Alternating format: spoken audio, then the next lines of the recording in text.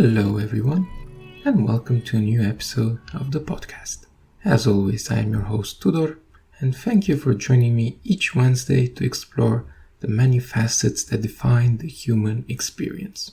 Before I start with this week's topic, I would like to add a disclaimer. Whilst nihilism is often approached as a philosophical viewpoint, for many the matters discussed as part of it can cause extreme emotions and even induce panic attacks. If you know you are particularly susceptible to subjects related to life, death, and our place in the universe, feel free to skip this episode. Okay, with this clarified, let me explain a bit about nihilism.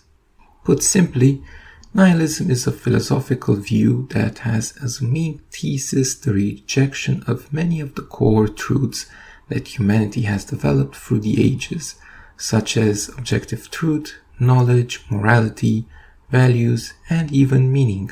Now, of course, the definition above is just a generalization, and many nihilists are more likely to just reject some societal norms whilst accepting others. After all, nihilism rejects so many perceived truths that it would be a folly to take it as being rigid in all its tenets. To bear in mind that while on the surface nihilism may look a lot like anarchy, nihilism doesn't present itself as a solution to the problems of society and doesn't want to start a revolution to change the situation. Rather, there are several positions that many nihilists tend to coalesce towards and form most of the viewpoints espoused by them. The first and perhaps most presented in popular culture is existential nihilism. It simply posits that all life, and by extension human life as well, has no meaning or value. Taken to its logical conclusion, this would also mean any human or even humanity in its entirety holds no significance or purpose and is unlikely to effect true change on the universe as a whole. Bleak as it may seem at a first glance, existential nihilism does not, however, exclude the possibility for an individual to have a purpose. Rather, by rejecting all the traditional purposes that society imposes on an individual, the existential nihilist has the freedom to choose their own purpose that thus gives their life meaning. Another well-known position is that of cosmic nihilism, which is formed on the foundation that the universe is indifferent at best, or downright hostile at worst, to humanity. This is in stark contrast to the current worldview towards space and the cosmic optimism that it brings.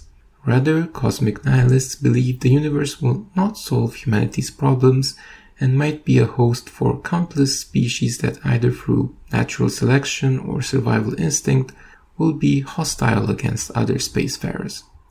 After all, the universe has no obligation to cater to us and might simply disregard any attempts by humanity to control or subdue it. Next up is epistemological nihilism. This one purports that knowledge does not exist, or at least is not possible to be found by human beings. While it may sound crazy at first glance, the scope of epistemological nihilism is to show how knowledge, as people understand it, is just a perception generated by the senses of our flawed human bodies, which are unable to show things as they truly are. Not only that, but everything that humanity claims to know is also in a permanent state of change. As such, anything that is claimed to be known becomes something different, and as such unknown the second after it has been observed. Finally, due to our unique upbringing and differing societal structure, even if two people were to observe the same object or phenomenon, their inner belief structure would lead to wildly different knowledge that would be obtained from the observation, making the pursuit of knowledge even more fruitless. Metaphysical nihilism is a hard viewpoint to understand. It has two subcategories. The first one, ontological nihilism, simply rejects the idea that anything exists at all. This one is perhaps the most extreme nihilistic view for obvious reasons, and is rooted in many disbeliefs of the validity of our world as we perceive it. One practical approach in explaining this is the simulation theory, which says that the universe we inhabit is merely an incredibly advanced simulation being run by a supercomputer in an actual universe, with our universe just a test bed for scientists of that world to test different social scenarios, the birth and evolution of life, or countless other reasons. The other subcategory of metaphysical nihilism is mereological nihilism, which doesn't go as extreme, but does state that objects as we perceive them do not exist. This is actually quite related to epistemological nihilism, since the idea behind it is that we know the objects we see to exist.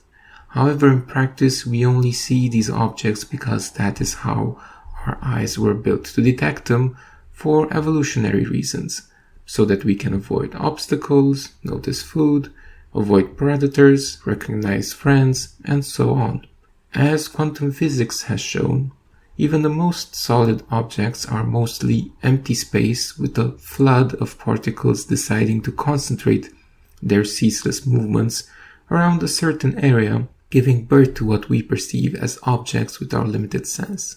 This concept is called resolution, in a similar vein to how we describe the ability of screens to show enough pixels in a small surface area to give us the impression those pixels are forming an accurate simulacrum of the real world. For example, the resolution our eyes give us would show the planet we live on as being flat, since we do not have the bird's eye view from space to see the curvature of the Earth. Similarly, a small insect placed on a ball would perceive the ball as a flat plane, whereas a human would obviously be able to see the curve of the ball. Of course, the ball is the same, but the two observers have different resolutions and have a completely different view of the object.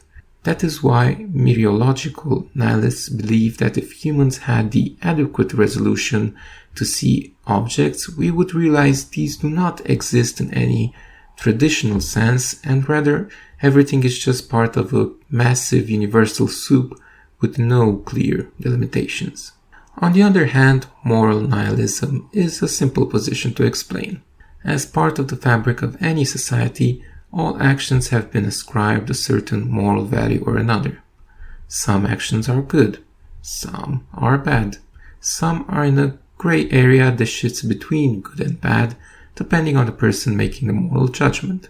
As expected, moral nihilists simply reject the societal classification of actions as being an artificial construct only meant to drive adherence and compliance to people living in a society. According to them, actions do not have any inherent moral characteristic, and as such, giving them a moral thumbs up or down is fundamentally incorrect. That doesn't mean, of course, that people haven't done this throughout history, whether through religion, laws, or simply public opinion, but these are simply moral judgments done by flawed individuals rather than strict objective assessments of actions. The countless switching of the morality of actions depending on the historical era and location is the ultimate testament to this fact. However, moral nihilists do not necessarily advocate for the abolishment of any morality. Again, this is part of human nature, and simply renouncing it will not make it disappear out of our habitual patterns. Rather, moral nihilism encourages the individual to step away and analyze their actions from a consequence-driven mentality, rather than always the societally assigned morality of the action that does not consider context and result. Finally, political nihilism rejects all existing forms of government as being inherently flawed. The reason for this is that any governing body, regardless of its composition or forms of action, is still composed of human beings.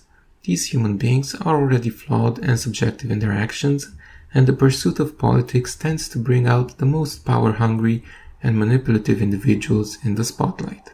After all, there is a phrase, first uttered by a British lord, how fitting, that absolute power corrupts absolutely. In other words, the pursuit and obtainment of power will always lead to the corruption of an individual and always engenders the need to keep and grow said power. As mentioned at the start, however, nihilists do not wish to overthrow all political institutions and replace them with their own, just the acceptance that no political system should be treated as the absolute best that can be achieved. You will notice that many modern democracies take great pride in the age of their establishment, when in fact this just shows how woefully unequipped they actually are to handle the issues a modern society faces, and how most of the ideals it had at the foundation have been corrupted and modified over time by the generations of political animals that meddled with it. To summarize, nihilism, in its many forms, is not an anarchic movement that wants to rebel against society. Simply put, nihilism is a natural evolution of the postmodern era that we currently are going through, where the wealth of information available to any one person has increased exponentially and has made it all too clear how most of the matters considered as objective truths are devoid of inherent meaning. Nihilists choose to fully or partially reject these, and as such gain the freedom to make their own paths in life, unshackled by millennia of human subjective perception.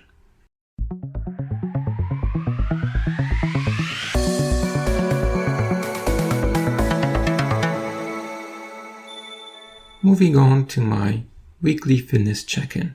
This week I achieved a weight loss of 1.5 kilograms, bringing my current weight down to 115.1 kilograms, exactly 10 less than when I started this project 14 weeks ago.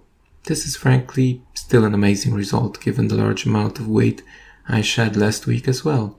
Frankly, I have been very motivated lately to stay on track with regards to my diet and exercise.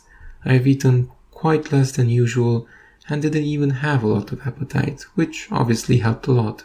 In addition to this, I've tried to remain very active, as one of the biggest dangers when losing weight over a prolonged period is an increase in lethargy and sedentarism, as the body tries to make you burn less calories in a day.